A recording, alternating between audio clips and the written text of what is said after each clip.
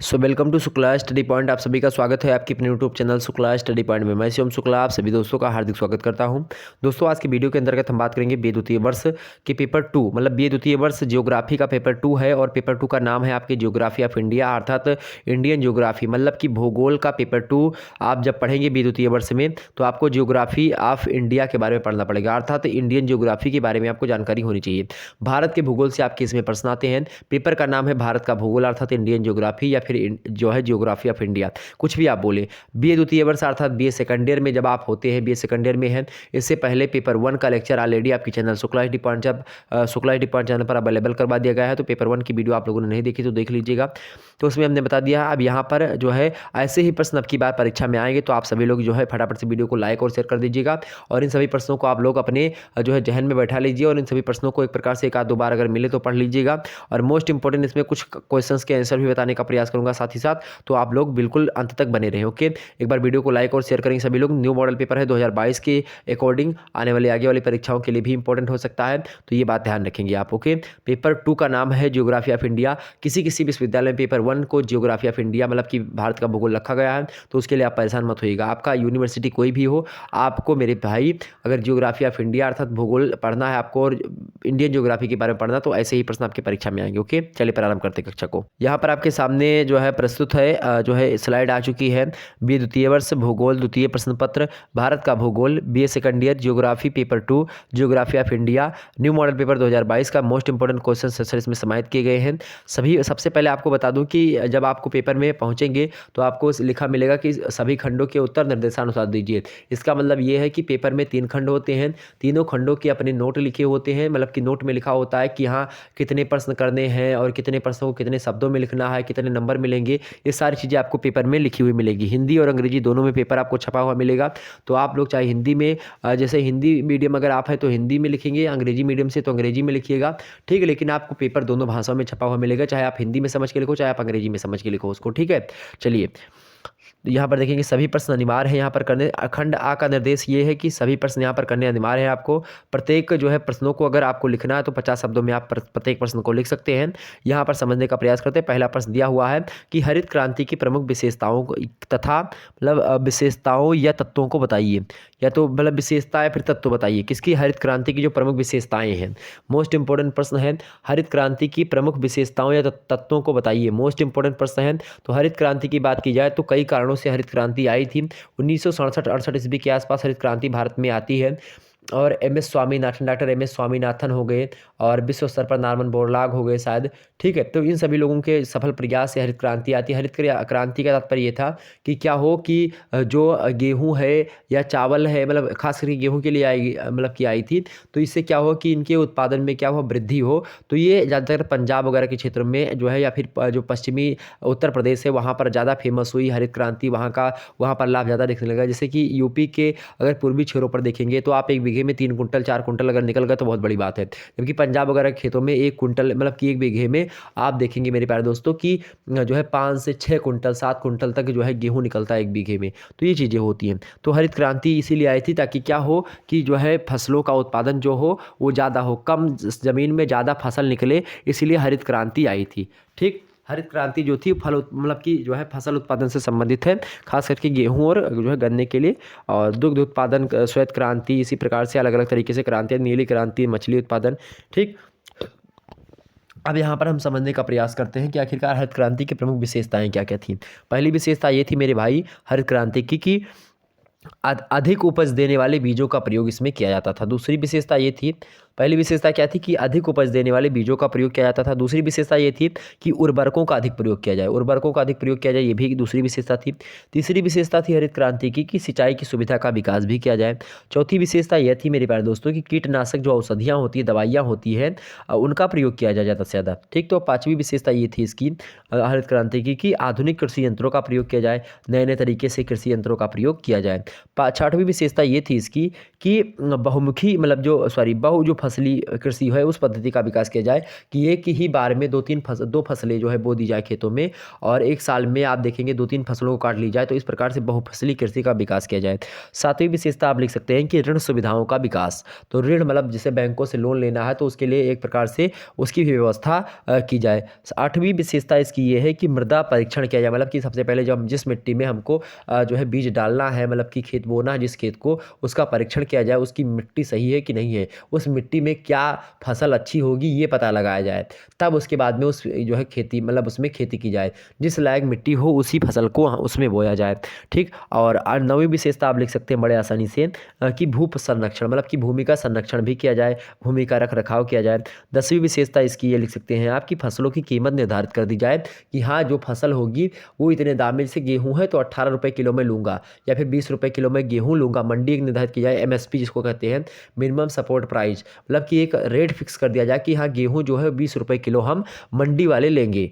ठीक है। अब चाहे गेहूँ सस्ता हो चाहे महंगा हो, अब इसमें वो नहीं एक रेट फिक्स कर दें कि जैसे किसान बोए तो किसान को ये लालच रहे कि हाँ जो है 20 रुपये किलो हमको मिलेगा, चाहे कुछ भी हो तो वो जो है बोएगा। अब पता लगा कि जब वो बो रहा है तब वो 50 रुपये किलो बीज खरीद करके बो रहा है, और जब उसकी जो है गेहूँ की जो है फसल तैयार होती है, जब वो बेचने आता तो आपको 10 रुपये में उसको खरीद रहे हो, तो ये एक प्रकार से क्या है, नाइंसाफ़ी तो ही है। तो यही एक प्रकार से एक हरित क्रांति का यही उद्देश्य था कि ये किया जाए। ठीक। और इसीलिए आप देखिए किसान वगैरह धरने पर भी बैठे थे कई मामलों में, तो कई चीज़ें कई मांगी थी, तो ये चीज़ें हमने आपको बता दी। आगे बढ़ते हैं और भी मुद्दों को हम समझने का प्रयास करते हैं। तो यहाँ पर और भी आपसे प्रश्न पूछ सकता है, जैसे कि प्रश्न आपसे पूछे कि नगरीकरण से उत्पन्न समस्याओं का उल्लेख कीजिए। अगर आपसे पूछे कि नगरीकरण से जो है उत्पन्न समस्याओं का उल्लेख कीजिए, तो आप कैसे उल्लेख करेंगे? आप लिखेंगे सीधे सीधे कि पहली तो क्या जो समस्याएं, नगरीकरण अगर हो गया, कहीं पर शहर बन रहा है, मतलब कि गाँव से अगर शहर की दिशा में अगर जो है गाँव अग्रसर है, तो उसमें क्या होता है, नगरों का अनियोजित विस्तार होता है, ये समस्या उत्पन्न होती है नगरीकरण से, नगरों का अनियोजित विस्तार होने लगता है। दूसरी बात यह है कि बेरोजगारी की समस्या बढ़ जाती है। तीसरी बात ये हो सकती है कि भीड़ भाड़ व जाम की समस्या यहाँ पर बढ़ जाएगी जब जो है नगर हो जाएगा। चौथी बात क्या, गंदी बस्ती वहाँ पर अधिक मात्रा में हो जाएंगी। पांचवी बात की पर्यावरण की प्रदूषण की समस्या हो बहुत ज़्यादा बढ़ जाएगी और स्वच्छ पेयजल की कमी हो जाएगी। छठवीं मतलब की बात ये है। सातवीं चीज़ है कि सीवेज की समस्या भी हो जाएगी। आठवीं है कि जो मलबे हैं, कूड़ा कबाड़, अवशिष्ट पदार्थ जो हैं, उनकी समस्या बढ़ जाएगी नगरीकरण से। और नौवीं चीज़ आप लिख सकते हैं कि सामाजिक समस्या व अपराधों का भी एक प्रकार से क्या हो जाएगा, उत्पन्न मतलब उदय हो जाएगा। सामाजिक समस्या भी बढ़ेगी और अपराध भी बढ़ेंगे जब नगरीकरण बढ़ेगा। ठीक है, तो ये चीज़ें हमने आपको बता दी। तो आपसे कोई भी प्रश्न पूछा जाए तो आप बड़े आसानी से लिख सकते हैं।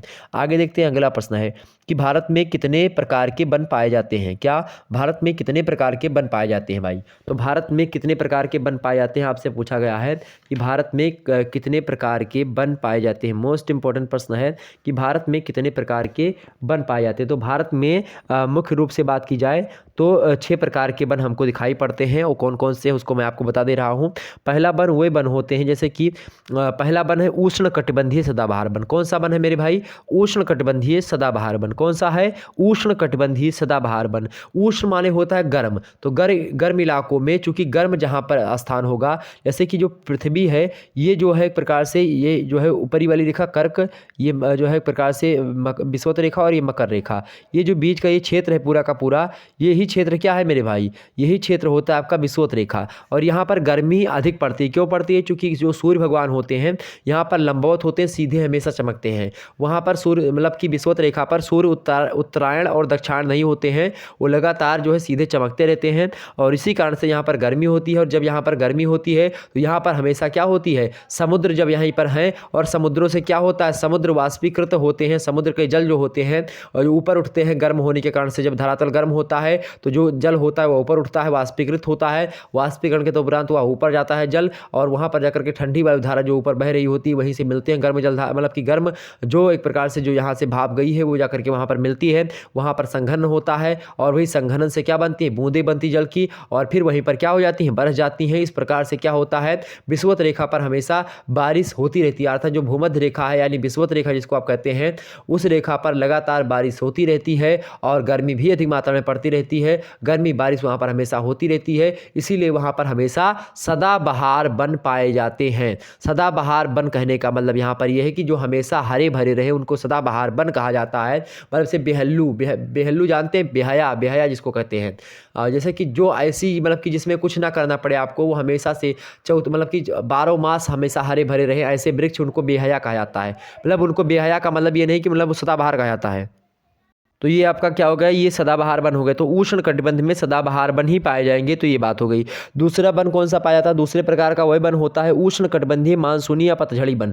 उष्ण कटिबंधीय जहाँ पर मानसून जो है उष्ण कटिबंध में ही एक प्रकार से कुछ मानसूनी वन होते हैं, जो कि एक प्रकार से जब मानसून आता है तब जो है उसी के साथ वो वन होते हैं, और पतझड़ में एक प्रकार से झड़ जाते हैं वो। तो कहीं ना कहीं पे जो मानसूनी वन होते हैं, पतझड़ी वन जिसको कहते हैं, वो दूसरे प्रकार का वन भारत में पाया जाता है। तीसरा वन वो पाया जाता है भारत में कि उष्ण कटिबंधीय शुष्क वन। शुष्क वन कुछ होते हैं उष्ण कटिबंध में ही, तो वो वन पाए जाते हैं।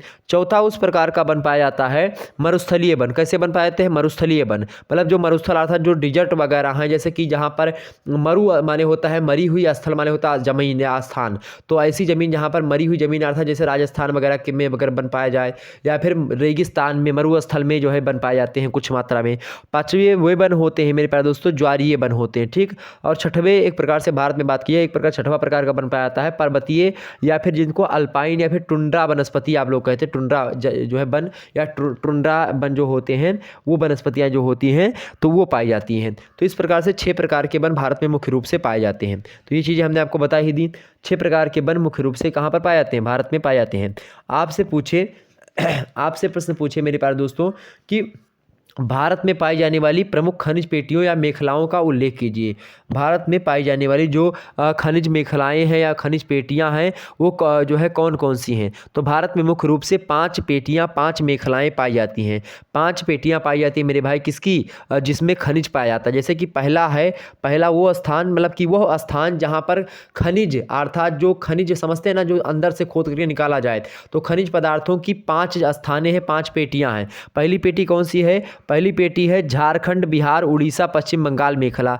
झारखंड, बिहार, उड़ीसा, पश्चिम बंगाल जो है इन क्षेत्रों में एक जो है एक प्रकार से बेल्ट ही है, बेल्ट कहते हैं उसको, या मेखला या पेटी बोल दो, जहां पर जो है क्या पाए जाते हैं, खनिज पदार्थ पाए जाते हैं।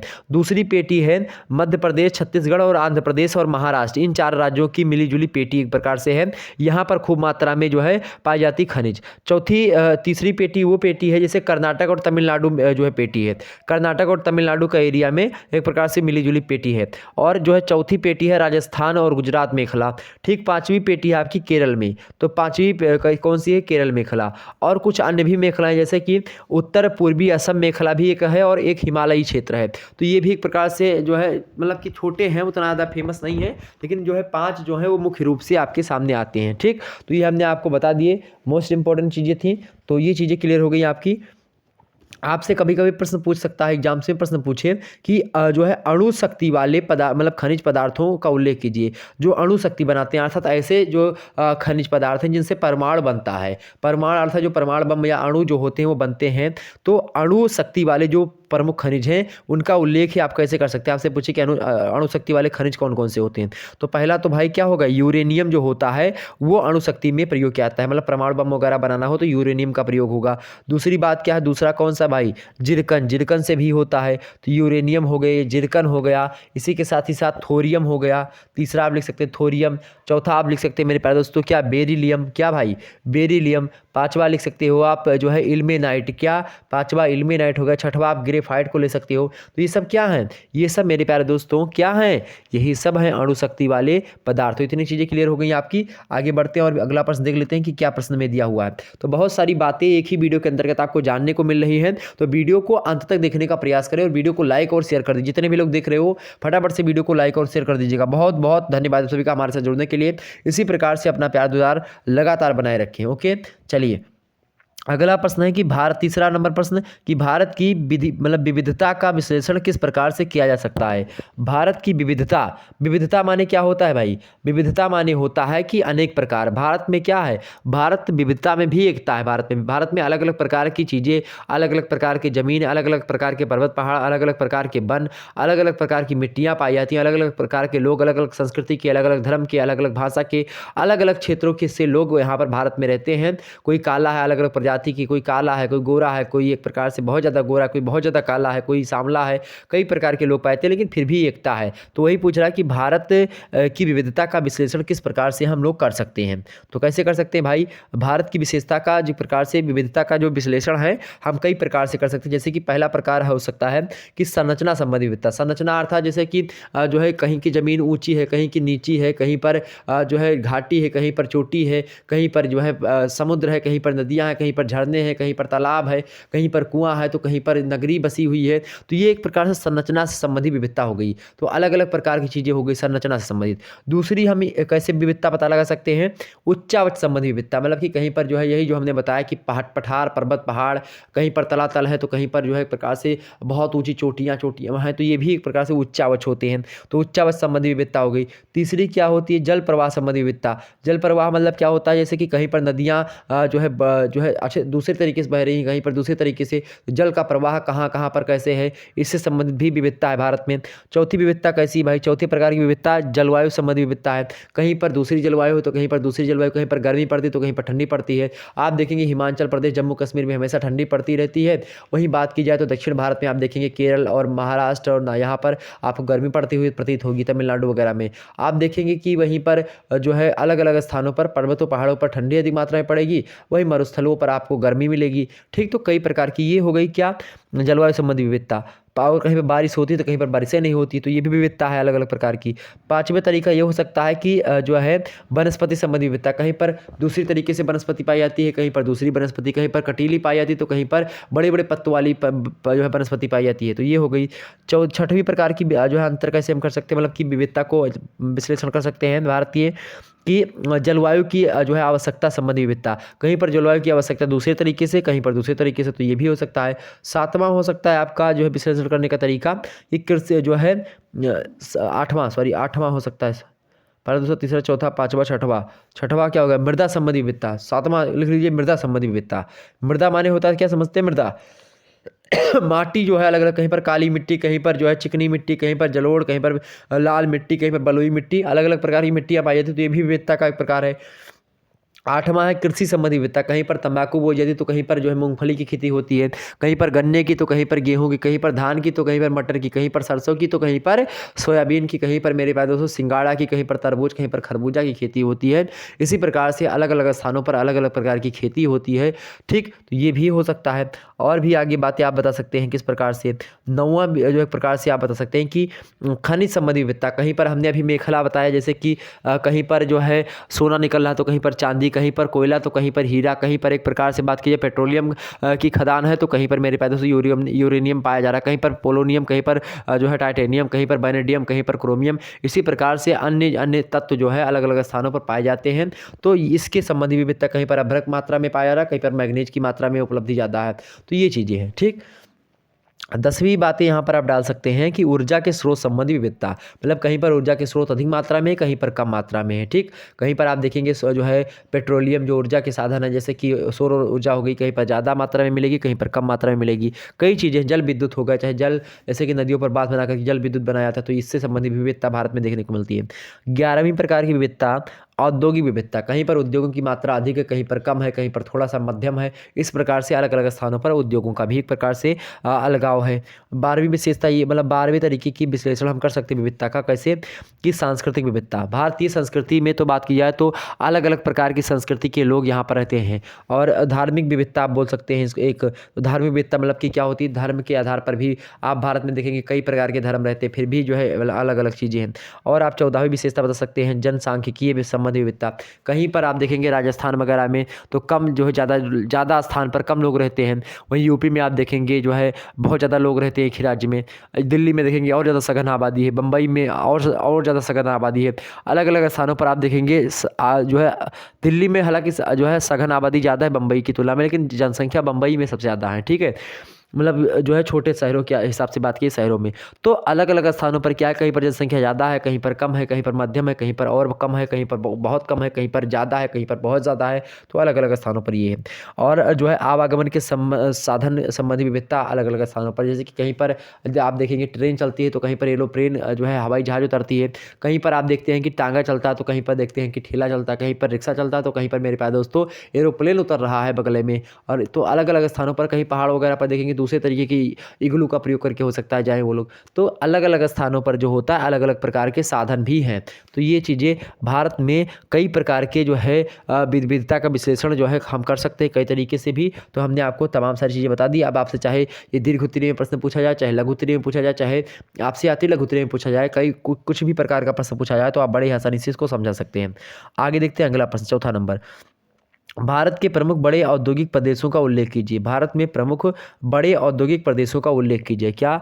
भारत में प्रमुख बड़े औद्योगिक प्रदेशों का उल्लेख कीजिए। मोस्ट इंपॉर्टेंट प्रश्न है, जो बड़े औद्योगिक प्रदेश हैं भारत में उनके बारे में पूछ रहा है। तो भाई कैसे लिखेंगे? तो नियोजित विकास नीति के बावजूद स्थानीय कारण की विशेषता मतलब कि विशेष सुविधा के कारण उद्योगों का विकास जो है विशेष प्रदेशों में ही हुआ है। भारत में बात की जाए तो जैसे कि बात की जाए पहला जो है वह कहाँ पर विशेष जो है हुआ है, मुंबई पुणे अहमदाबाद में औद्योगिक प्रदेश है। तो मुंबई पुणे अहमदाबाद औद्योगिक प्रदेश पहला लिख लीजिए सभी लोग। क्या? मुंबई पुणे अहमदाबाद औद्योगिक प्रदेश पहला। दूसरा कौन सा भाई? दूसरा है कोलकाता हुगली औद्योगिक प्रदेश। तीसरा कौन सा प्रदेश है बड़े प्रदेशों में? बंगलोर चेन्नई मदुरई कोयम्बटूर औद्योगिक प्रदेश। क्या? जो है बंगलोर चेन्नई मदुरई कोयम्बटूर औद्योगिक प्रदेश। चौथा कौन सा है भाई? अहमदाबाद बड़ोदरा औद्योगिक प्रदेश। क्या? अहमदाबाद बड़ोदरा औद्योगिक प्रदेश। पांचवा कौन सा है आपका? छोटा नागपुर और औद्योगिक प्रदेश। क्या? छोटा नागपुर का औद्योगिक प्रदेश। छठवां कौन सा है? विशाखापत्तनम विशाखापत्तनम औद्योगिक प्रदेश। और सातवां आपका कौन सा है? गुड़गांव दिल्ली मेरठ औद्योगिक प्रदेश। क्या? गुड़गांव दिल्ली मेरठ औद्योगिक प्रदेश। और आठवां कौन सा है? तिरुवनंतपुरम औद्योगिक प्रदेश। तो ये जो हैं 8 जो हैं क्या हैं? भारत के प्रमुख बड़े औद्योगिक प्रदेशों की श्रेणी में आते हैं। ठीक, तो ये चीज़ें हमने आपको बता दी। छोटा नागपुर का औद्योगिक प्रदेश पर टिप्पणी करने के लिए कभी कभी आपसे पूछ लिया जाए प्रश्न कि छोटा नागपुर का जो पठार है या छोटा नागपुर औद्योगिक प्रदेश पर संक्षिप्त टिप्पणी लिखिए। तो आप कैसे लिखेंगे? आप बताएंगे कि यह औद्योगिक प्रदेश झारखंड, छत्तीसगढ़, उड़ीसा तथा पश्चिम बंगाल तक विस्तृत है, यानी फैला हुआ है। इस क्षेत्र में विकास का आधार यहाँ पर पाई जाने वाली खनिज संपदा ही है। दामोदर नदी है उसी की घाटी का कोयला तथा झारखंड एवं उड़ीसा में पाए जाने वाला उत्तम जाति का लौह अयस्क यहाँ का छोटा नागपुर का मुख्य खनिज है, जो एक दूसरे के निकट भी पाए जाते हैं। इसीलिए इस क्षेत्र को, जो छोटा नागपुर का पठार है, इसको क्या कहा जाता है? भारत का रूर कहा जाता है। रूर जो है जर्मनी का एक जो है प्रदेश है, जर्मनी का एक स्थान है, वहाँ पर कोयला उच्च कोटि का पाया जाता है और सेम वही कोयला जो है भारत में भी पाया जाता है। इसीलिए जो है यहाँ पर भारत का रूर कहा जाता है इसको। ठीक है, किसको? रूर ऑफ इंडिया, छोटा नागपुर पठार को। ठीक है, कोयला, लौह अयस्क तथा अन्य खनिजों के जो है पास हो जाने के कारण से इस प्रदेश में भारी उद्योगों को लगाने की भी सुविधा हुई है, जैसे जमशेदपुर, वर्धनपुर, कुल्टी, दुर्गापुर, बोकारो और राउरकेला में लौह एवं इस्पात के 5 बड़े जो है एकीकृत कारखाने इसी प्रदेश में स्थित हैं। इसके अतिरिक्त आप देखेंगे तो यहाँ पर अन्य भारी उद्योग जैसे इंजीनियरिंग हो गया, मशीनरी उपकरण हो गए, उर्वरक हो गया, सीमेंट, कागज, रेल के इंजन वगैरह बनना हुआ, बिजली के भारी सामान की बनाई हुई, रांची, धनबाद, चाईबासा, सिंदरी, हजारीबाग, जमशेदपुर, बोकारो, राउरकेला, दुर्गापुर, आसनसोल और डालमिया नगर, इन सभी स्थानों पर जो है ये छोटा नागपुर के पठार में औद्योगिक क्षेत्रों में आते हैं और औद्योगिक प्रदेश या औद्योगिक नगर कहे जाते हैं ये सब। ठीक, तो इतनी चीज़ें हमने आपको बता दी। आगे बढ़ते हैं।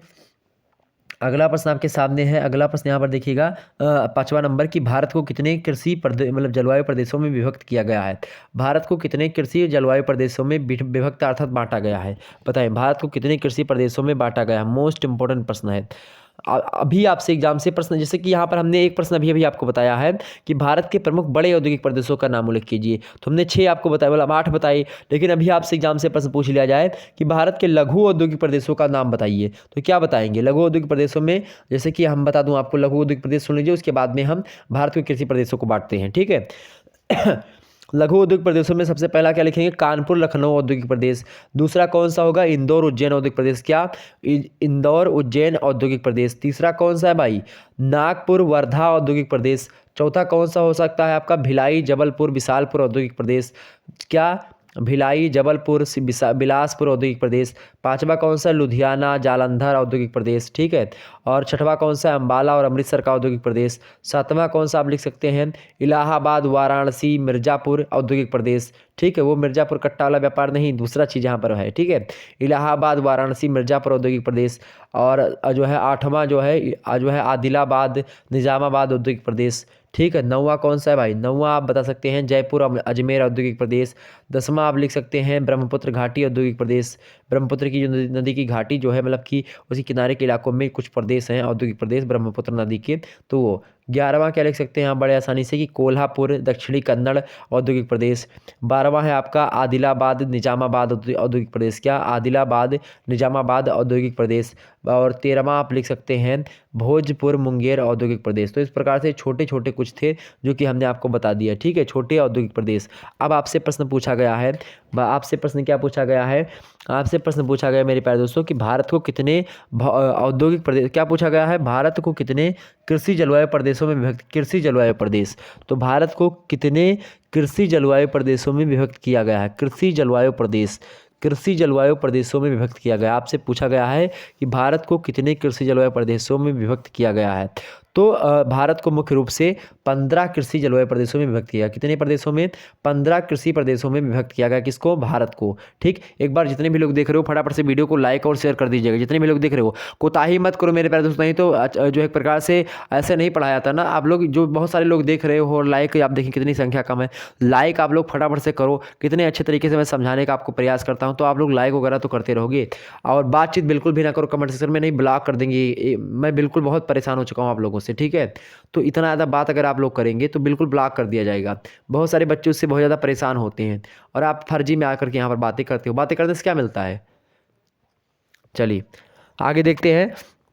तो 15 कृषि प्रदेश हैं भारत में, 15 भागों में बांटा गया है कि भारत के कृषि प्रदेशों को। पहला कौन सा है भाई, पहला है आपका, यहाँ पर देखने का प्रयास करें, भारत को 15 कृषि प्रदेशों में बांटा गया है, जिनमें पहला आपका आप लिख सकते हैं उत्तरी पश्चिमी पर्वतीय प्रदेश, क्या, उत्तरी पश्चिमी पर्वतीय प्रदेश पहला। दूसरा आप डाल सकते हैं उत्तरी पूर्वी प्रदेश, क्या, उत्तरी पूर्वी प्रदेश। तीसरा आप डाल सकते हैं सतलज यमुना मैदान, क्या, सतलज यमुना मैदान। चौथा आप क्या डाल सकते हैं, उत्तरी गंगा का मैदान, चौथा क्या है, उत्तरी गंगा का मैदान। पांचवा आप क्या डाल सकते हैं मेरे प्यारे दोस्तों, पांचवा है मध्य गंगा का मैदान। छठवां आप क्या डाल सकते हो, निम्न गंगा का मैदान। सातवां आप क्या डाल सकते हो भाई, दक्षिण पूर्वी पठार। सातवां क्या है, दक्षिणी पूर्वी पठार वाला जो एरिया है वह भी एक औद्योगिक प्रदेश की श्रेणी में आता है। आठवां आप डाल सकते हो अरावली जो पर्वत है ना, और मालवा, तो अरावली और मालवा की जो उच्च भूमि है वो। नौवां हो गया, सॉरी आठवां हो गया। नौवां आपका कौन सा हो गया, महाराष्ट्र का जो पठार है वो वाला एरिया। नौवां महाराष्ट्र का एक प्रकार से जो पठार है वो भी कृषि प्रदेश है। 10वां वो कृषि प्रदेश है आपका जैसे कि जो है दक्षिण जो आंतरिक प्रदेश है, अर्थात जो दक्षिण का जो भाग है ऐसे है, तो यहाँ पर जो किनारे वाला जो है एक प्रकार से पर्वत है ये छोड़ दीजिए, जो बीच का अर्थ है जो आंतरिक भाग है यहाँ का वो यहाँ पर, ठीक है। तो आंतरिक प्रदेशों के बारे में यहाँ बता रहा हूँ। तो 10वां वो हो गया आपका। 10वां कौन सा हो गया, दक्षिण आंतरिक प्रदेश। 11वां आप क्या डाल सकते हो, 11वां कृषि प्रदेश है पूर्वी तटीय मैदान, क्या, पूर्वी तटीय मैदान जो है, जो पूर्वी मतलब कि एक प्रकार जो तटीय मैदान है, तट से जुड़े हुए पूर्वी जो है, अर्थात जो पूरब की दिशा में, जो दक्षिण भारत में आप देखेंगे पूरब की दिशा में, अर्थात ये वाला ये, ठीक है। और तो पूर्वी तटीय मैदान, और दूसरा क्या होगा आपके 12वां क्या हो सकता है, पश्चिमी तटीय मैदान। जो भारत के जो है ये देखिए ये भारत है, तो एक तो पूर्वी वाला मैदान हो गया तट के इलाके की किनारे किनारे, और ये क्या हो गया, ये पश्चिमी वाला हो गया, ठीक। तो ये दो मैदान हो गए आपके, तो 12वां 11वां और 12वां हो गया। 13वां आपका कौन सा बता सकते हो आप, गुजरात वाला जो प्रदेश है, गुजरात का जो ये वाला प्रदेश है ये वाला, ठीक है। तो ये प्रदेश जो है ये कृषि प्रदेश है। और 14वां आप क्या बता सकते हो, 14वां आप बता सकते हो मेरे भाई पश्चिमी राजस्थान जो है, यहाँ पर जो यहाँ पर एक किनारे गुजरात के यहीं पर राजस्थान पड़ता है ऊपर, तो वो राजस्थान वाला जो पश्चिम राजस्थान है वहाँ का। और 15वां आप बता सकते हो अंडमान और निकोबार जो द्वीप समूह है, जो यहीं पर आपका है ये वाला जो पोर्शन यहाँ पर द्वीप समूह मिलते हैं, तो वो अंडमान और निकोबार द्वीप समूह जो है वो एक कृषि प्रदेश है। तो इस प्रकार से भारत को 15 कृषि प्रदेशों में बांटा गया। कितने प्रदेशों में, भारत को 15 कृषि प्रदेशों में मुख्य रूप से बांटा गया है। इतनी बात क्लियर हो गई आपकी। आपसे प्रश्न पूछे मेरे प्यारे दोस्तों कि भारत जो है कि लौह अयस्क के प्रकारों का उल्लेख कीजिए, लौह अयस्क के प्रकारों का उल्लेख कीजिए। इंपॉर्टेंट है प्रश्न, एग्जाम्स में लगातार बना है कि लौह अयस्क के प्रकारों का उल्लेख कीजिए। तो लोहे की कच्ची धातु को लौह अयस्क कहा जाता है और ये 4 प्रकार की होती है। एग्जाम से प्रश्न निश्चित तौर पर पूछा ही जाएगा, आप ये बात ध्यान में रखिएगा। एग्जाम से पूछा जाएगा कि लौह अयस्क के प्रकारों का उल्लेख कीजिए, तो आपको बस लिखना क्या है कि जो लोहे की कच्ची धातु होती है उसको लौह अयस्क कहते हैं, ठीक है, जो कि कितने प्रकार की पाई जाती हैं, 4 प्रकार की। एक तो होता है मैग्नेटाइट, क्या, एक होती है मैग्नेटाइट, एक होती है हेमेटाइट, तीसरी कौन सी होती है, लिमोनाइट, और चौथी है साइडराइट। जो मैग्नेटाइट होती है इसमें धातु संपन्नता जो होती है सबसे ज़्यादा होती है, 72% होती है। कितनी होती है मैग्नेटाइट में, 72% धातु संपन्नता होती है।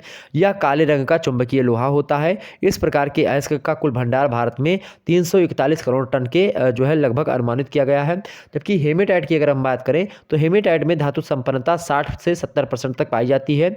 इसमें ऑक्सीजन तथा लोहे का क्या होता है, मिश्रण मिलता है, और यह लाल और भूरे रंग का होता है हेमेटाइट। इस प्रकार के अयस्क का कुल भंडार भारत में 960 करोड़ टन जो है अनुमान लगाया गया है। तीसरे टाइप का जो एक प्रकार से लिमोनाइट जो धातु मतलब लौह इसका प्रकार है लिमोनाइट जो है इसमें लौह अंश 20 से 40% तक ही होते हैं, ठीक, मतलब कम होता है, 20 से 40% तक होता है। और इसका रंग कैसा होता है लिमोनाइट का, तो पीले रंग का होता है, और ऑक्सीजन जल और लोहे का मिश्रण होता है लिमोनाइट, ठीक, इन सभी को निकाल करके तब लोहा इससे बनाया जाता है।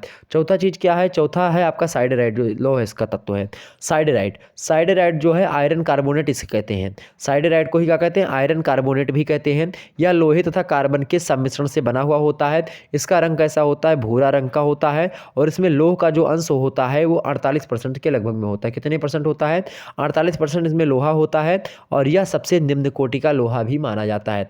सबसे निम्न कोटि का लोहा साइडराइट, सबसे उच्च कोटि का लोहा मैग्नेटाइट। ओके, ध्यान रखेंगे। तो लोहे की जो कच्चा माल लोहा जो हमको खुदाई में मिलता है वो 4 प्रकार से मिलते हैं। पहला है मैग्नेटाइट, दूसरा है हेमेटाइट, तीसरा है लिमोनाइट, चौथा है साइडराइट। तो ये क्लियर हो गया आपको, ठीक।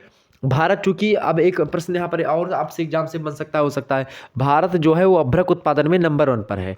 भारत जो है आपका वो अभ्रक उत्पादन में नंबर 1 पर है, इसलिए आपसे एग्जाम से प्रश्न हो सकता है बन जाए कि भारत के अभ्रक व्यापार पर संक्षिप्त टिप्पणी लिखिए। तो कैसे लिखेंगे आप, तो लिखेंगे सीधे सीधे कि भारत का अधिकांश अभ्रक जो होता है निर्यात कर दिया जाता है। दुनिया में भारत जो है अभ्रक उत्पादन में नंबर 1 पर है। अभ्रक के विश्व व्यापार में भारत का योगदान 60% से भी अधिक है। वर्ष 1991 से 92 में बात की जाए तो 35 करोड़ रुपए का मूल्य मतलब रुपए का जो अभ्रक जो है बेचा गया था भारत से। निर्यात का 3/4 ग्रेट ब्रिटेन को दिया गया था, संयुक्त राज्य अमेरिका और शेष भाग जो है जापान को दे दिया गया था। कनाडा, ऑस्ट्रेलिया, इटली व बेल्जियम इन सभी को दिया गया था, जो है बेचा गया था। कौन, जो भारत में अभ्रक मिला था, तो अभ्रक मिला था उसका 3/4 जो है ग्रेट ब्रिटेन को और संयुक्त राज्य अमेरिका को दिया गया था, जबकि जो शेष बचा था वो Japan, Canada, Australia, Italy, Belgium इन सभी को बेचा गया था, ठीक। ग्रेट ब्रिटेन ने कनाडा और ब्राज़ील से अभ्रक का आयात प्रारंभ कर दिया, जिसका जो है भारतीय अभ्रक की मांग पर बहुत ज़्यादा प्रभाव पड़ता है। अभ्रक निर्यात करने वाले प्रमुख जो बंदरगाह हैं, जिनको पत्तन कहा जाता है, तो पत्तन आपको कहीं पर लिखा मिले, पत्तन माने होता है बंदरगाह। तो बंदरगाह जो कोलकाता, चेन्नई, मुंबई, ये बंदरगाह हैं, ये जो है अभ्रक जो है एक प्रकार से निर्यात के लिए बहुत ही फेमस हैं, जिनमें कलकत्ता जो है लगभग 80% जो है अकेले ही निर्यात कर लेता है। वो कलकत्ता जो बंदरगाह है वो 80% से अभ्रक ज़्यादा निर्यात अपने ही बंदरगाह से करता है। तो ये चीज़ें हमने आपके सामने क्लियर कर दी। आगे बढ़ते हैं, अब आगे बढ़ा जाए और प्रश्न देख लेते हैं। तो ये 5 प्रकार के आपके हमने जो है 5 उत्तर बता दिए आपको। आगे बढ़ते हैं, अगला प्रश्न आपके सामने एग्जाम से बन सकता है, लौह अयस्क के प्रकारों का उल्लेख कीजिए। लौह अयस्क, वैसे हम पूछ ही लिया गया ना, पूछ लिया हमने, प्रश्न इसमें रखा भी था, लौह अयस्क के प्रकारों का उल्लेख। तो लौह अयस्क हमने बता दिया, magnetite, hematite, limonite, siderite. Okay, हमने क्लियर कर दिया। अगला प्रश्न देखते हैं, भारत की मिट्टी के प्रकारों का उल्लेख कीजिए। भारत की मिट्टी के प्रकारों का उल्लेख कीजिए, मतलब भारत में मिट्टी जो है वो कितने प्रकार की पाई जाती है। आपसे प्रश्न ये पूछा गया है कि भारत में मिट्टी के प्रकारों का उल्लेख कीजिए, कि भारत में मिट्टी जो है कितने प्रकार से। तो भारतीय कृषि अनुसंधान परिषद है, जिसको ICA जो है आर कहा जाता है, ICR कहा जाता है। तो ICR जो है ICR जो है उसकी फुल फॉर्म होती है Indian council of agriculture research, ठीक है। तो भारतीय कृषि अनुसंधान परिषद हिंदी में कहा जाता है। उसने 1986 में भारतीय मिट्टियों को कितने प्रकार से बांटा है, 8 तो मुख्य भाग बांटा, कि 8 जो है मुख्य प्रकार की मिट्टी होती है, और 27 प्रकार की जो है गौण मिट्टियाँ होती है, मतलब कि जो है उसके उपखंड होती हैं, मतलब वो उतनी मुख्य नहीं है, लेकिन 8 मुख्य प्रकार की मिट्टी हैं, और उन्हीं 8 को आपको एग्जाम्स में लिखना है। अगर आपसे पूछा जाए कि भारत की मिट्टी के प्रकारों का उल्लेख कीजिए, तो आप लिखेंगे एग्जाम्स में कि भारतीय भारतीय कृषि अनुसंधान परिषद अर्थात INC मतलब कि ICR के द्वारा 1986 ईस्वी में मिट्टी की जो है 8 प्रमुख प्रजातियों के बारे में जो है ICR ने बताया, जबकि 27 गौण मिट्टियों के बारे में बताया। तो आप लिखेंगे कि जो मुख्य मिट्टियां हैं 8 प्रकार की वो इस प्रकार से हैं। आगे आप लिख सकते हैं बड़े आसानी से। पहली मिट्टी कौन सी है मुख्य में? पहली मिट्टी है जलोढ़ मिट्टी। कौन सी है? जलोढ़ मिट्टी। दूसरी मिट्टी कौन सी भाई? लाल व पीली मिट्टी। दूसरी मिट्टी कौन सी है? लाल व पीली मिट्टी। पहली मिट्टी जलोढ़ मिट्टी, दूसरी मिट्टी लाल व पीली मिट्टी। तीसरी मिट्टी कैसी प्रकार की भाई? तीसरी मिट्टी है काली मिट्टी। तीसरी मिट्टी कौन सी है? काली मिट्टी। चौथी मिट्टी कौन सी है मेरे भाई? चौथी मिट्टी है लैटेराइट मिट्टी। कौन सी है? लैटेराइट मिट्टी। एक बार बता दूं आपको, जितने लोगों ने अभी तक चैनल को सब्सक्राइब नहीं किया है वो चैनल को सब्सक्राइब कर लीजिए, क्योंकि इसी प्रकार से वीडियो मैं आगे भी देता रहूँगा। तो आप सभी लोग चैनल को सब्सक्राइब कर लीजिए और वीडियो पसंद आई तो लाइक जरूर करिएगा। ओके, जितने भी लोग नए जुड़ रहे हो फटाफट से चलिए। पहली मिट्टी जलोढ़ मिट्टी, दूसरी मिट्टी लाल व पीली मिट्टी, तीसरी मिट्टी काली मिट्टी, चौथी मिट्टी कौन सी भाई? चौथी मिट्टी लैटेराइट मिट्टी। चौथी मिट्टी लैटेराइट मिट्टी। पांचवी मिट्टी कौन सी आप लिखेंगे? मरुस्थलीय मिट्टी। पांचवी मिट्टी मरुस्थलीय मिट्टी। पांचवी मिट्टी मरुस्थलीय मिट्टी। छठवीं मिट्टी कौन सी हो गई? पर्वतीय मिट्टी। छठवीं मिट्टी पर्वतीय मिट्टी। सातवीं मिट्टी कौन सी हो गई आपकी? सातवीं मिट्टी पीट तथा दलदली मिट्टी। क्या? पीट या दलदली मिट्टी जो होती है सातवें प्रकार की मिट्टी। आठवें प्रकार की मिट्टी कौन सी लिख सकते हैं आप? लवणीय एवं क्षारीय मिट्टी। क्या? लवणीय और क्षारीय मिट्टी। तो ये 8 प्रकार की मिट्टी भारत में पाई जाती है। मतलब भारत की मिट्टी के प्रकारों को आपसे पूछे तो भारत में मुख्य रूप से 8 प्रकार की मिट्टियां पाई जाती हैं। वैसे तो 27 प्रकार की मिट्टियां गौण रूप से पाई जाती हैं, लेकिन मुख्य रूप से 8 प्रकार की मिट्टियां पाई जाती हैं, जिनमें जलोढ़ मिट्टी, लाल व पीली मिट्टी, काली मिट्टी, लैटेराइट मिट्टी, मरुस्थलीय मिट्टी, पर्वतीय मिट्टी, पीट व दलदली मिट्टी और लवणीय एवं क्षारीय मिट्टी। तो ये 8 प्रकार की मिट्टियां जो है ICR के द्वारा, Indian council of agriculture research के द्वारा 1986 में भारत की मिट्टियों को बांटा गया था। ठीक, आपसे एग्जाम से में आगे भी प्रश्न बन सकता है, हालांकि आगे देखते हैं हम। अगर आपसे प्रश्न पूछे मेरे प्यारे दोस्तों, अगर आपसे प्रश्न पूछे कि काली मिट्टी की विशेषताओं को बताइए, काली मिट्टी की विशेषताओं को बताइए, तो कैसे बताएंगे आप? तो जैसे कि काली मिट्टी जो है लावा की चट्टानों के विखंडन से उत्पन्न होने के कारण से इसका रंग जो होता है काला होता है, इसीलिए जो है ये काले रंग की होती है, एक विशेषता। दूसरी विशेषता ये है कि कपास की खेती के लिए काली मिट्टी जो होती है अधिक उपजाऊ मानी जाती है, इसीलिए इसको काली कपासी अर्थात ब्लैक कॉटन सोल के नाम से भी जाना जाता है। तो आपसे पूछे ब्लैक कॉटन सोल किसे कहते हैं, तो काली मिट्टी को ही कहते हैं। तीसरी विशेषता इसकी ये है मेरे भाई काली मिट्टी की, कि इसमें लौह का अंश जो होता है अधिक मात्रा में, चूना का मात्रा पाया जाता है, पोटास भी पाया जाता है और मैग्नीशियम, इन सभी तत्वों की प्रधानता होती है। चौथी बात इसमें आप लिख सकते हैं कि फास्फोरस, नाइट्रोजन और जीवांशों की मात्रा का इसमें अभाव होता है, अर्थात कमी होती है। फास्फोरस, नाइट्रोजन और जीव के अंश जो होते हैं वो कम मात्रा में पाए जाते हैं। पांचवी विशेषता काली मिट्टी की ये है कि इस मिट्टी में अपने अंदर आर्द्रता बनाए रखने की क्षमता जो होती है बहुत अधिक होती है, मतलब कि जो पानी होती है वो अधिक समय तक इसमें जो है रुकता है, इसीलिए कपास के लिए मिट्टी उपजाऊ मतलब कि अच्छी मानी जाती है, क्योंकि सिंचाई की कम आवश्यकता कपास को होती है। आगे जो है छठवीं चीज़ होती क्या है, छठवीं विशेषता इसकी आप बता सकते हैं कि वर्षा ऋतु में काली मिट्टी चिपचिपी हो जाती है और शुष्क ऋतु में दरारयुक्त, और शुष्क ऋतु में मतलब कि शुष्क ऋतु में दरारयुक्त हो जाती है। शुष्क ऋतु में इस मिट्टी की जुताई गुड़ाई करना बहुत कठिन हो जाता है, क्योंकि इसमें दरार पड़ जाते हैं, थोड़े जो है पथरीली टाइप की हो जाती है। ठीक, सातवीं विशेषता इसकी ये है काली मिट्टी की कि इसमें कपास, मूंगफली, तंबाकू, गन्ना, नींबू, इन सभी नींबू जाति के जितने भी फल हो गए जैसे कि नारंगी वगैरह हो गए, इन सभी की खेती के लिए काली मिट्टी जो है उत्तम कोटि की मिट्टी मानी जाती है। ठीक है, कपास के लिए, मूंगफली के लिए, तंबाकू के लिए, गन्ना के लिए, नींबू के लिए, नारंगी के लिए मिट्टी अच्छी मानी जाती है। दाल, ज्वार, बाजरा, इस सभी खेती के लिए भी जो है ये मिट्टी ठीक ठाक मात्रा में पाई जाती है। ठीक, तो और उच्च भागों में अगर ज्वार बाजरा की खेती की जाए, इसके जो है ऊंचे वाले भागों में दालों की खेती तो अच्छी मात्रा में होती काली मिट्टी में। तो ये चीज़ें हो गई, तो हमने आपकी इसकी जो है चीज़ें बता दी आपको। अब एग्जाम से कभी कभी आपसे प्रश्न पूछ सकता है कि भारतीय मिट्टियों की समस्याएं बहुत सारी हैं, तो मिट्टी की कौन कौन सी समस्याएं हैं, भारतीय मिट्टी की कौन सी समस्या है, इसको आपसे बता दूँ। तो मिट्टियों की समस्याओं को लेकर के आपसे प्रश्न पूछे कि भारतीय मिट्टियों की क्या क्या समस्या है, इसको संक्षेप में बताएं या फिर बताइए, तो आप कैसे बताएंगे। पहली समस्या ये है भारतीय मिट्टी की कि भूमि अपर्दन की समस्या। अपर्दन माने होता है जब भूमि जो है जल के द्वारा या वायु के द्वारा कट करके जब बह जाती है, अर्थात जो भूमि की उर्वरक क्षमता होती है वो ऊपर की जो परत है या फिर उसकी जो मिट्टियां है उर्वरक क्षमता जो उसकी क्षीण हो जाए, बह जाए, कट करके किसी भी जो है प्राकृतिक जो है माध्यम के द्वारा, जैसे कि जल के द्वारा, वायु के द्वारा या फिर किसी अन्य कारण से जब मिट्टी कट करके बह जाती है तो उसी को क्या कहते हैं, अपर्दन कहते हैं। ठीक है, तो भूमि अपर्दन की समस्या एक पहली समस्या है। दूसरी समस्या क्या है, जल आक्रांत की समस्या, मतलब बाढ़ वगैरह आ जाए तो इससे भी एक प्रकार से समस्या होती है। तीसरी समस्या क्या है? क्षारीय भूमि की समस्या। भारत में मिट्टी के क्षारीय होना एक प्रकार से समस्या है। जो क्षारीय मतलब होता है जैसे अम्ल क्षार लवण होता है, तो क्षारीय मिट्टी उतना ज़्यादा सुटेबल जो है नहीं होती है किसके लिए, जो है उपजाऊ होने के लिए।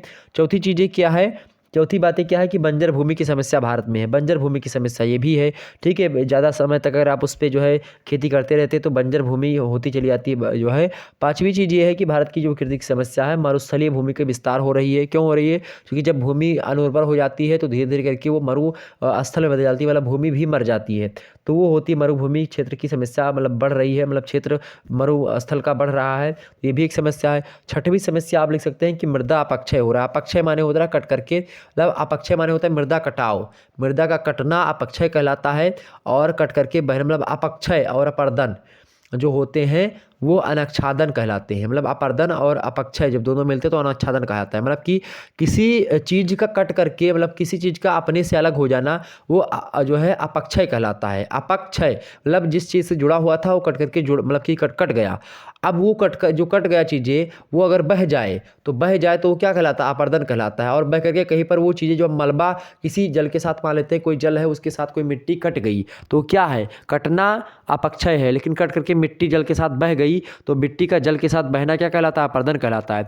और वही जो जल के साथ जो मिट्टी बह रही है, जो मलबा बह रहा है मिट्टी वाला, वो जा करके कहीं पर अगर छूट जाता है जल के, मतलब कहीं पर रुक जाए या छूट जाए, वहीं पर रुक जाए वो मलबा जो बह करके गया है, मतलब अब ना बहे आगे, तो वो क्या कहलाता है? वही कहलाता है निक्षेपण। क्या कहलाता है? निक्षेपण। ठीक, तो समझ में आ गई बातें।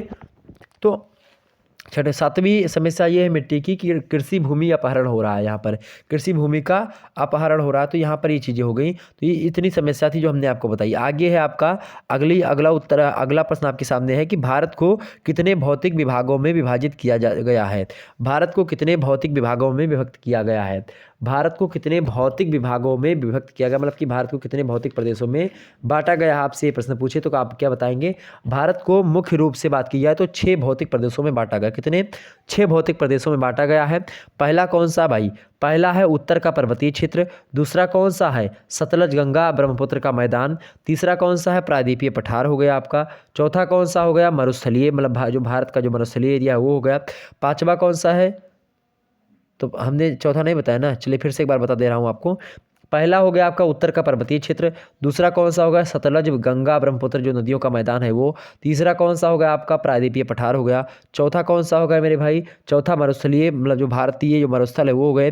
पांचवा कौन सा हो गया आपका? तटीय मैदान हो गया। छठवा कौन सा हो गया आपका? ये द्वीप समूह जो है ना, ये सारे हो गए। तो ये इस प्रकार से जो 6 प्रकार के हैं ये भौतिक विभाग है भारत के। कौन कौन से? उत्तर का पर्वतीय क्षेत्र पहला, दूसरा सतलज गंगा ब्रह्मपुत्र का मैदान, तीसरा है प्रायद्वीपीय पठार, चौथा है मरुस्थल मतलब भारतीय मरुस्थल, और पांचवा है तटीय मैदान, और छठवा है द्वीप समूह। इसको थोड़ा सा अगर मैं एक नक्शे में अगर आपको दिखाना चाहूँ, जैसे कि यहाँ पर भौतिक प्रदेशों को अगर आपको दिखा दूँ, एक मिनट रुकिएगा, यहाँ पर देखने का प्रयास करें आप सभी लोग, एक मिनट में।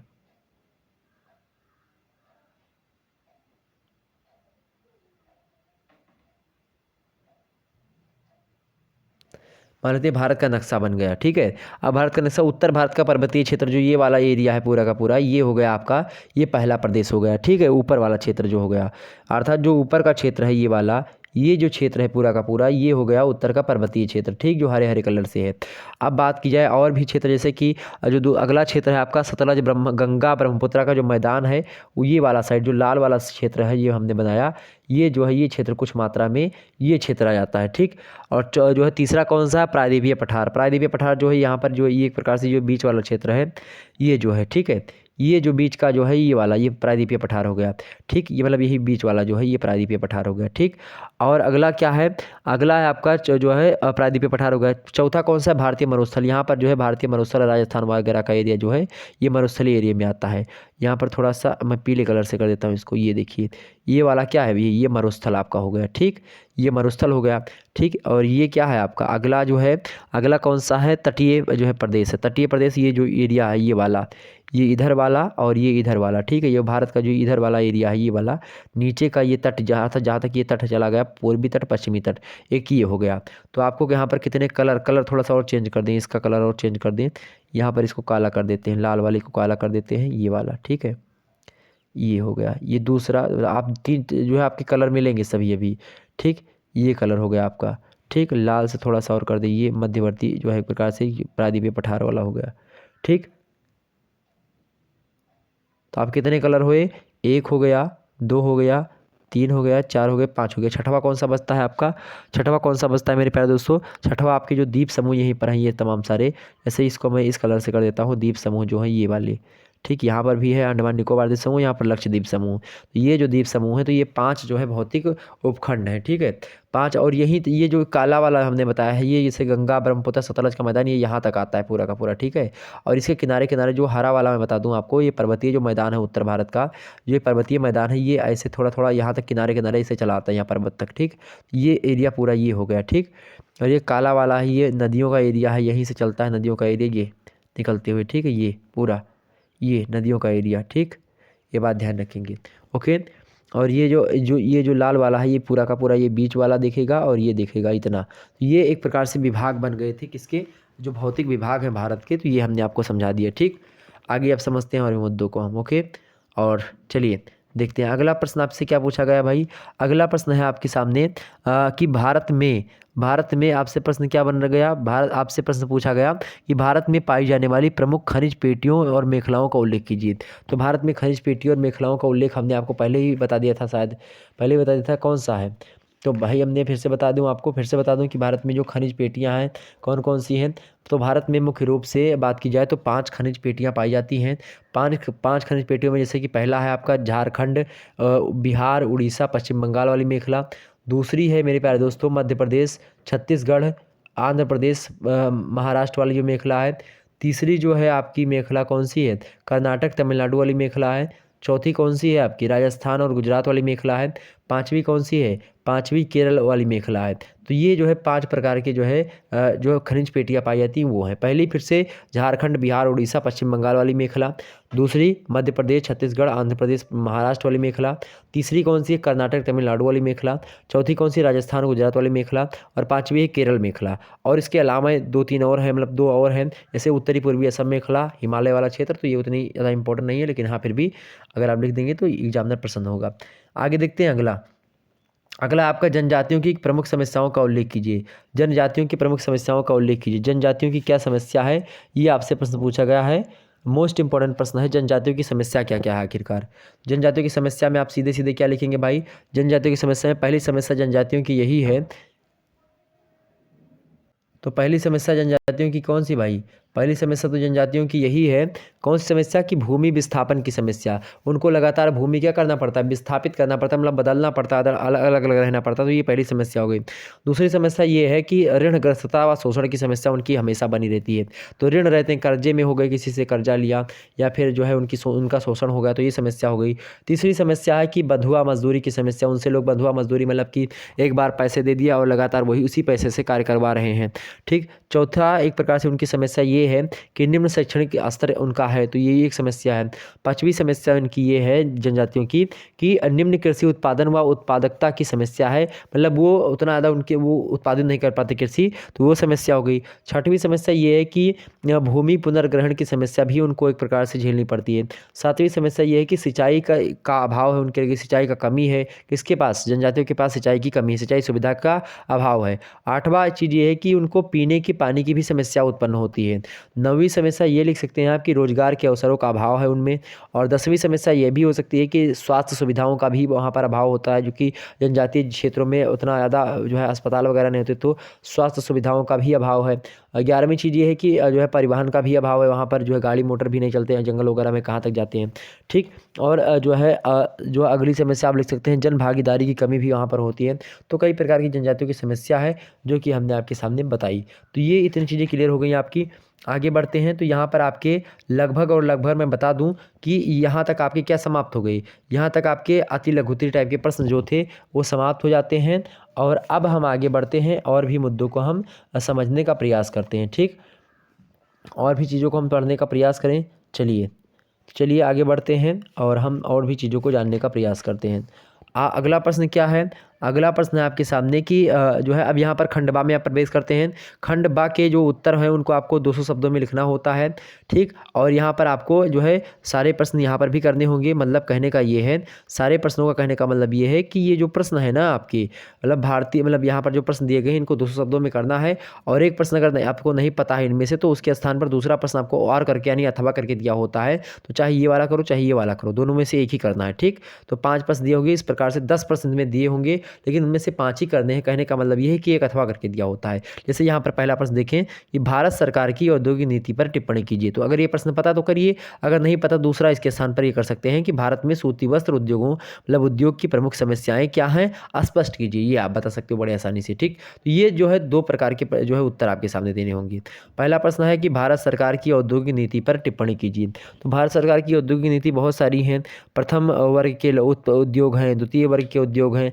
आप किसी दिन हम चर्चा करेंगे विशेष तरीके। तृतीय उद्योग मतलब वर्ष मतलब कि जैसे कि पहला उद्योग नीति में जैसे कि सरकार के जो है पहले जो उद्योग में रखे गए हैं, जैसे कि शस्त्र हो गए, आयुध हो गए, प्रतिरक्षा संबंधी उपकरण हो गए, परमाणु ऊर्जा हो गया, लौह इस्पात, भारी मशीनरी, इस्पात कास्टिंग और फोजिंग या भारी विद्युत जो बिजली वाले उपकरण हैं उन सभी को, कोयला, लिग्नाइट, खनिज तेल, लौह, मैग्नीज जो है, क्रोम हो गया, जिप्सम हो गया, गंधक हो गया, सोना, हीरा, ये सब जो होते, तांबा, शीशा, ये सब जो है प्रथम वर्ग के उद्योग में आते हैं। द्वितीय वर्ग के उद्योग में क्या आते हैं? द्वितीय वर्ग के उद्योग में जो है 12 उद्योग सम्मिलित किए गए हैं, ठीक है। अन्य सभी खनिज हो गए, एल्युमिनियम, लौह अयस्क, मशीन, उपकरण, ये सब होते हैं। अब हालांकि मैं इसको विस्तार से किसी दिन बता दूंगा, लेकिन अगर आपको अभी समझना है तो आप लोग अगर बताएं तो मैं अभी आपको समझा दूं। हालांकि मैं आपको बता ही देता हूं, जो भारत सरकार है, भारत सरकार ने किया कुछ ऐसा कि जो है एक प्रथम वर्ग के एक प्रकार से उद्योगों को रखा। प्रथम वर्ग को ऐसे उद्योग जो कि पूर्णतः सरकार के अधिकार में रहते हैं उनको रखा। ये उद्योगों की संख्या जो है 17 लगभग मानी जाती है। जैसे कि पहला है शस्त्र, आयुध तथा प्रतिरक्षा संबंधी उपकरण जो होते हैं, ये पहला प्रथम वर्ग के उद्योग में। दूसरा क्या है? परमाणु ऊर्जा भी इसी में आती है। तीसरा लौह इस्पात भी इसी में आता है। चौथा भारी मशीनरी भी इसी में आती है। पाँचवा इस्पात कास्टिंग तथा फोजिंग भी इसी में आता है। छठवां भारी विद्युत उपकरण भी इसी में आते हैं। सातवां कोयला व लिग्नाइट जो है सब इसी में आते हैं। आठवां खनिज तेल इसी में आते हैं। नौवां लौह, मैग्नीज, क्रोम, जिप्सम, गंधक, सोना व हीरा खनन, ये सब इसी पहले में आता है प्रथम वर्ग में। तांबा, शीशा, जिंक, टिन और मॉलिब्डेनम, बुलब्राम खनन तथा शोधन सब इसी में आते हैं। 11वां परमाणु खनिज भी इसी में आता है। 12वां वायुयान इसी में आते हैं। 13वां वायु परिवहन भी आता है। 14वां रेल परिवहन। 15वां जल निर्माण। 16वां टेलीफोन तार और टेलीग्राफ, बेतार का तार और उपकरण, ये सब जो हैं ये प्रथम वर्ग में आते हैं। 17वां विद्युत उत्पादन तथा वितरण जो है वो सब प्रथम वर्ग के मतलब उद्योग में आते हैं, जो कि भारत सरकार जो होती है खुद अपने हाथों में ली होती है। द्वितीय वर्ग के वे उद्योग होते हैं जो कि राज्य के अधीन उद्योग होते हैं, जिनमें से निजी क्षेत्र का सहयोग भी एक प्रकार से वांछित है। इनमें 12 जो है उद्योग सम्मिलित है। जैसे पहला है अन्य सभी खनिज जितने भी बचे वहाँ से हमने बताया, वो सभी खनिज जो है वो राज्य में आते हैं। दूसरे में तीसरा क्या है? एल्यूमिनियम तथा जो है लौह धातुएं। तीसरा है मशीन उपकरण। चौथा है मिश्रित इस्पात। पांचवा है औषधि, रंग तथा प्लास्टिक उद्योगों में काम करने वाले रसायन जो हैं वो सब। छठवां है जो है एंटीबायोटिक तथा आवश्यक औषधियाँ जो हैं वो सब जो है दूसरे उद्योग के अंतर्गत आती हैं। द्वितीय उद्योग में जो है, और 7वां है उर्वरक। 8वां है सिंथेटिक रबर जो होता है, ये भी इसी में आता है। 9वां कोयले का कार्बनीकरण भी जो है आपका द्वितीय उद्योग में आता है। द्वितीय उद्योग में और आता है आपका रासायनिक लुगदी वगैरह बनाना, 10वां हो गया। 11वां सड़क परिवहन तथा 12वां समुद्री परिवहन, ये सब जो है द्वितीय उद्योग में आते हैं। और तृतीय वर्ग के जो उद्योग होते हैं उनमें जितने भी शेष बचते हैं सब के सब उसी में आते हैं। 23 जुलाई 1980 को पुनः नई औद्योगिक नीति घोषित की गई, जो 1956 ईस्वी की औद्योगिक नीति पर ही आधारित थी। इसमें ऊर्जा, परिवहन, कोयला आदि उद्योग पर व्यवस्था सुधारने पर भी बल दिया गया। इस नीति का उद्देश्य उद्योगों का आधुनिकीकरण, विस्तार करना, पिछड़े क्षेत्रों का विकास करना, कृषि पर आधारित उद्योगों को बढ़ाना, छोटे और मध्यम जो है उद्योगों के विकास पर भी बल दिया गया इसमें। और लगातार इसी प्रकार से आगे बढ़ रहा है और आज तक भी जो है इसी प्रकार से आगे औद्योगिक नीतियाँ बढ़ती रहती हैं। हालांकि अब इसमें मैं अगर लघु तीर टाइप के प्रश्नों को आपको बताने लगूंगा तो बहुत लंबा वीडियो हो जाएगा। इसीलिए आप लोग क्या करेंगे, जो है जल्द ही मैं जो है इन सभी के वीडियो आपको थोड़ा थोड़ा देने का प्रयास भी करूँगा। तो आप लोग क्या करेंगे, चैनल को सब्सक्राइब और बेल आइकन को प्रेस अवश्य कर लें, ताकि और भी कोई वीडियो डालूँ आपको जियोग्राफी संबंधित तो आप लोगों के समक्ष चीज़ें आ जाएँ और आप लोग अच्छे तरीके से लुत्फ़ उठा सकें। ओके, आगे बढ़ते हैं। अगला प्रश्न है, भारत में सूती वस्त्र उद्योग की प्रमुख समस्याएं क्या हैं, स्पष्ट कीजिए। भारत में सूती वस्त्र उद्योग की जो समस्याएँ हैं, सूती वस्त्र उत्पादन करने में वो क्या हैं? आपसे ये प्रश्न पूछ रहा है। तो भारत में सूती वस्त्र उत्पादन की जो है कौन-कौन सी क्या हैं समस्या? भारत में जैसे कि जो है सूती वस्त्र उत्पादन करना है या उद्योगों की जो है उद्योगों को लगाना है, तो उद्योग लगाने के बाद में उनमें क्या-क्या समस्याएँ आती हैं, इनको आपको बताना है। अगला प्रश्न आपके लिए इम्पोर्टेंट है, भारतीय कृषि की प्रमुख समस्याओं को संक्षेप में बताइए। भारतीय कृषि की प्रमुख समस्याओं को संक्षेप में बताइए। हमने कृषि की समस्याओं को आपको पहले ही बताया था। कृषि की समस्याओं को हमने बताया ना आपको। भारतीय कृषि की समस्या को बताया, अगर नहीं जानी तो जैसे कि भारतीय कृषि में समस्या यही है कि कृषि जोतों का छोटा आकार एवं भूमि का असंतुलित वितरण जो है यहाँ पर है। दूसरी बात ये है कि उत्तम बीजों की कमी हमारे यहाँ पर होती है। तीसरी बात ये है कि खाद तथा उर्वरकों का कम प्रयोग हम लोग करते हैं, इसके कारण से होता है। चौथी बात ये है कि सिंचाई सुविधाओं की हमारे यहाँ पर कमी है। पाँचवीं चीज़ है कि भूमि अपरदन की समस्या भी यहाँ पर बढ़ रही है। और छठवीं चीज़ ये है कि कृषि रोग एवं कीटनाशक की कमी है हमारे यहाँ पर। सातवीं ये है कि पूंजी की कमी भी यहाँ पर है। भारतीय किसानों का स्तर जो है बड़ा सामान्य सा है और यह कृषि कार्य के लिए ग्रामीण साहूकारों से भारी जो है ब्याज पर पैसे उधार लेते हैं और उसी के नीचे दबे रहते हैं और उतनी आय उनकी हो नहीं पाती है। और जो है आठवीं बात आप लिख सकते हैं कि कृषि शिक्षा मतलब प्राविधिकी एवं अनुसंधान की भी कमी है। कृषि को बढ़ावा यहाँ पर नहीं दिया जाता है। कृषि को एक प्रकार से जो छोटा कार्य माना जाता है, तो कहीं ना कहीं पे ये चीज़ें हो, कृषि प्रधान देश में भी कृषि को इतना ज़्यादा वैल्यू नहीं मिल पा रही है। एक जो है एमएसपी नहीं फिक्स की जा रही कि हाँ इतने रेट में मैं लूँगा। सरकार कोई फिक्स नहीं कर रही कि हाँ इतने रेट में मैं आपके जो आप उगाएंगे उसको लूँगा। और समस्याएं हैं जैसे कि अन्न भंडारण एवं वितरण व्यवस्था की भी कमी यहाँ पर जो है जानी जा सकती है। और मतलब कि नीतियों की भी कमी है, कई कमी समस्याएं बता सकते हैं आप। आगे बढ़ते हैं। अगला प्रश्न आपके सामने, अगर ये प्रश्न नहीं पता दूसरा कर सकते थे इसके स्थान पर। भारत में अणु शक्ति के विकास पर टिप्पणी कीजिए। भारत में अणु शक्ति के विकास पर टिप्पणी कीजिए। मोस्ट इंपोर्टेंट प्रश्न है, तो ये एग्जाम से प्रश्न बन सकता है। तो आप इसमें बता सकते हैं कि भारत में उत्तम प्रकार के कोयले के कार्यशील भंडार 1 शताब्दी के अंदर समाप्त होने का अनुमान है। भारत में जल शक्ति के अनुमानित जो है स्रोत 450 लाख किलोवाट के हैं। विकासोन्मुख उद्योग के लिए पर्याप्त मात्रा में सस्ती चालक शक्ति अपेक्षित है, जबकि वर्तमान कोयला और जल शक्ति के स्रोत अब और भी अधिक महंगे पड़ेंगे। तो ये एक प्रकार से अणु शक्ति विकास पर टिप्पणी आप ऐसे कर सकते हैं। और चौथा टिप्पणी आप लिख सकते हैं कि भारत में परमाणु खनिज यूरेनियम, ग्रेफाइट, थोरियम ये सब पर्याप्त मात्रा में पश्चिमी तटीय भागों में मिलते रहते हैं, जिससे शक्ति उत्पन्न की जा सकती है। पाँचवीं बात आप लिख सकते हैं इसमें टिप्पणी में कि परमाणु शक्ति के लिए भारी जल की आवश्यकता होती है। इसके लिए देश में अनेक कारखाने खोले गए हैं। अतः भारत में इस शक्ति के उत्पादन के लिए आंध्र प्रदेश हो गया, केरल हो गया, महाराष्ट्र हो गया, गुजरात हो गया, राजस्थान है, तमिलनाडु है और उत्तरी पश्चिमी जो भारत है वो क्षेत्र जो है ठीक ठाक माने जाते हैं। तो भारत में आणविक ऊर्जा जो है विकास हेतु डॉक्टर भाभा के निर्देशन में 1954 ईस्वी में ट्राम्बे में अणु शक्ति ऊर्जा संस्थान स्थापित भी किया गया था। इस समय इसमें 4 अनुसंधान रिएक्टर अप्सरा, साइरस और जर्लिना व पूर्णिमा भी जो है इसी के साथ ही हैं। भारत का प्रथम शक्ति गृह 3 जो है 1,90,000 किलोवाट क्षमता का है। कनाडा के सहयोग से तारापुर में वर्ष 1969 से 70 में बनाया गया था। इसमें 2 रिएक्टर हैं, प्रत्येक की क्षमता 210 मेगा वाट की शक्ति धारण किए हुए है। राजस्थान में राणा प्रताप सागर बांध के निकट कोटा में 220 मेगावाट की 2 इकाइयों वाला अणु शक्ति गृह भी बनाया गया है, जिसमें यूरेनियम और भारी जल का उपयोग किया जाता है। यह वर्ष 1974 से 75 में बनकर के तैयार हुआ था। अब यहाँ पुरानी इकाइयों के स्थान पर 500 मेगावाट जो है प्रत्येक की 2 नई इकाइयाँ स्थापित की जा रही हैं।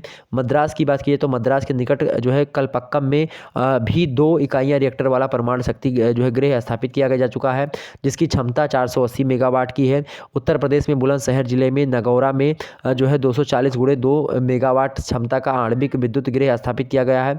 ये सब क्या है। और साथ ही साथ भारत का 5वां परमाणु शक्ति केंद्र काकारा पुरपारा गुजरात में स्थापित किया जा चुका है। इसमें भी 2 विद्युत इकाइयाँ हैं। इसकी कुल संभावित क्षमता 1000 मेगावाट है। नवी योजना में 880 मेगावाट विद्युत क्षमता वाले मतलब क्षमता बढ़ाने का लक्ष्य रखा गया, जिसमें जो है परमाणु शक्ति वर्तमान में 2225 मेगावाट से बढ़कर 2001-2002 में 3105 मेगावाट हो जाएगी। तो इस प्रकार से तमाम सारी चीज़ें अणु शक्ति को लेकर के बहुत सारे कार्य भारत में किए गए हैं और लगातार किए भी जा रहे हैं। तो मतलब कि किए जा रहे हैं या नहीं किए जा रहे हैं इस पर ज़्यादा हमने ध्यान नहीं दिया ना, हमने इस पर जो है फोकस किया, लेकिन आंतरिक तरीके से मजबूत जो है यहाँ पर भारत को रहना चाहिए, और हमेशा से भारत रहा है। और मोदी सरकार में आप देखेंगे लगातार जैसे बहुत सारे विमान वगैरह हो गए, तमाम सारी चीज़ें अपनी रक्षा सूचक जो है चीज़ों को हमने रखा, तो बड़ी अच्छी चीज़ें हैं। आगे बढ़ते हैं, अगले और प्रश्नों को हम देख लेते हैं। अगला प्रश्न आपके सामने, भारतीय वनों के महत्व को स्पष्ट कीजिए। अगला प्रश्न इंपॉर्टेंट है, बड़ा ही इंपॉर्टेंट प्रश्न है। अब किसी दिन मैं चर्चा करूंगा इन सभी मुद्दों पर, लेकिन आज अब इस वीडियो में ज़्यादा नहीं बताने का प्रयास रहेगा, क्योंकि वीडियो बहुत ज़्यादा लंबा हो जाएगा और मुझे भी इतना ज़्यादा टाइम अभी नहीं है इस समय, और भी बहुत सारी क्लासेस लेनी है, तो आप लोग जो है इसी में संतुष्ट हो जाइए, ठीक है। अगला प्रश्न है, भारतीय मिट्टी की प्रमुख विशेषताओं को बताइए। तो ये भी प्रमुख विशेषताएं भारत की मिट्टी की बहुत सारी हैं, तो हम चर्चा कर लेंगे किसी दिन भारतीय मिट्टी की विशेषताओं के बारे में, हर एक चीज़ के बारे में आपको बताने का प्रयास रहेगा। भारतीय वनों के महत्व को बताएंगे, ठीक है, हर चीज़ों को आपको समझाने का प्रयास रहेगा। भारतीय मिट्टी की विशेषताओं को, जैसे कि विशेषताएं कौन सी हैं, भारत की मिट्टियाँ काफ़ी अधिक प्राचीन और जो है परिपक्व हैं। भारतीय जो है मैदानी भागों में मिट्टियाँ अधिकांशतः जो है प्राचीन जलोढ़ हैं। इसके निर्माण में प्राचीन शैलों की विशेषताएं मिलती हैं। इसमें जलवायु का विशेष योग होता है। भारत की बात की जाए तो अधिकांश मिट्टियों में नाइट्रोजन, जीवाश्म और खनिज लवणों की न्यूनता मतलब की पाई जाती है यहाँ पर, ठीक, कई चीज़ें हैं। वर्तमान समय में निरंतर कृषि के कारण भारतीय मिट्टियाँ जो होती हैं अनुर्वर होती जा रही हैं, तो ये तमाम सारी चीज़ें बता सकते हैं। भारतीय शुष्क जलवायु के कारण मिट्टियों में जल की जो है अधिक क्षमता आवश्यक होती है। कई चीज़ें हैं, अब हम किसी दिन चर्चा करेंगे विस्तार से हर एक मुद्दे पर। आप लोग जो है अभी इतने में संतुष्ट होइए। आपकी क्लास लगातार आप लोग कह रहे थे कि सर जी हमारी क्लास नहीं करवाए, हमारे क्लास नहीं करवाए, तो उसको हमने आपके सामने करवा दी। अगला प्रश्न आपके सामने एग्जाम से बन सकता है कि भारत की जलवायु को प्रभावित करने वाले कारकों का वर्णन कीजिए। मोस्ट इंपॉर्टेंट प्रश्न, इसको पढ़ लीजिएगा।